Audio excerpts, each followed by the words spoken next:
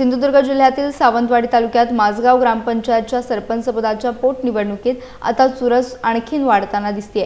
भाजप शिवसेना पुरस्कृत उमेदवार रंजना रवींद्र कानसे यांनी आपली भूमिका स्पष्ट करत गावाच्या विकासाचा ठोस आराखडा मांडलाय। त्यांची थेट लढत जयश्री दिनेश सावंत यांच्याशी होत असून ही निवडणूक जिल्ह्यातील लक्षवेधी लढत ठरत आहे। मुख्य म्हणजे माझगाव ग्रामपंचायतमध्ये जे आम्ही आजूबाजूला फिरतो कचऱ्याचं साम्राज्य पडलंय, ते मला त्याचं कचऱ्याचं निर्मूलन करायचं आहे, हा मुद्दा माझा मेन आहे। आणि लाईटी नसतात माझगावमध्ये, म्हणजे आम्ही महिला सावंतवाडीच्या शहरापासून 3 किलोमीटर आमचं खेड आहे, हे माझगाव आहे। पण कायम आम्हाला असं बिंदास फिरता येत नाही 7च्या नंतर, त्याच्यामुळे लाईटीसाठी मी प्रयत्न करणार, रस्ती प्रयत्न करणार। हे दोनच मुद्दे, कारण मला मुळात 1.5 वर्षच आता पोटनिवडणूक असल्यामुळे 1.5 वर्षच काम करायला मिळणार आहे आणि बाकीची विकास कामात मी लक्ष घालेन, तो प्रयत्न करेन मी बाकीची विकास कामं करण्याचा। मुख्यतः माझा प्रचार करण्याचा, डोर टू डोर प्रचार करण्याचा हे लक्ष आहे। त्याच्यामुळे लोकांशी संपर्क साधता येतो आणि लोक खुश आहेत, मला सांगतायत की तुम्हीच निवडून येणार, असं लोकांची विश्वास आहे माझ्यावर।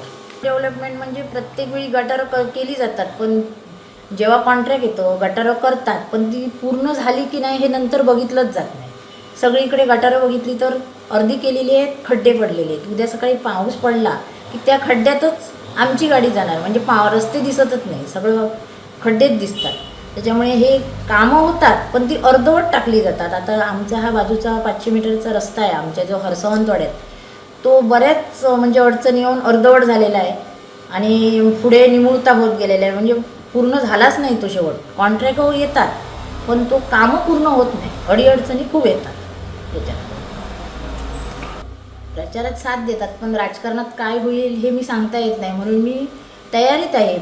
पण लोक माझ्याबरोबर आहे, म्हणजे माझा ह्या प्रचारामुळे मला एक वाटतं आणखी लोकसंपर्क वाढला आणि पुढे मी काहीतरी ह्या लोकसंपर्कातून करू शकते।